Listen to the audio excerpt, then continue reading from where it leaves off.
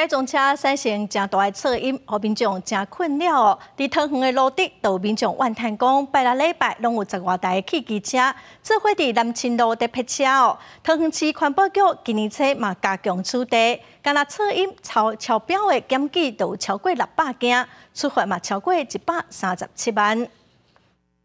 网络上流传一段杂志，桃园鹿岛南清路批车竞速乱龙的画面，甚至讲批车抢攻将危险驾驶画面上传网络博流量。有居民表示，南清路真直，边仔阁有真侪支线，较好规避警察查册，会当讲逐礼拜拢组织1、2、10台汽车甲机车。几乎每个礼拜都有，真正这飙车哦，不是惯，我塞面路哦，啵，安尼放我安尼砰就，我们就没办法。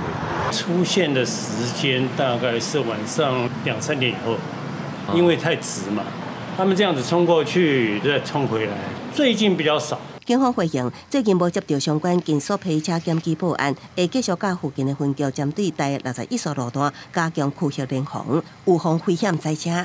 影片系事后剪辑而成，为近日之情形，本分局已派员调带厘清案情，并依法就办。 根据统计，107年到131年，桃园市改装噪音车拦检11278件，噪音超标无合格告发6934件，告发率61.5%。分析不当改装排气管是造成车辆噪音超标、妨害市民生活环境安定的根本原因。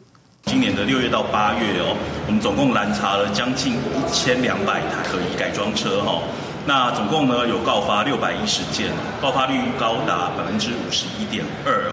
环保局表示，桃园市启动检讨专案，噪音超标告发数增加1.6倍。敢若6到8月，采罚金额就达到137万700块，改装数管59件，也强调妨害安宁是果，改装行为则是因，希望透过中央源头立法严管。记者综合报道。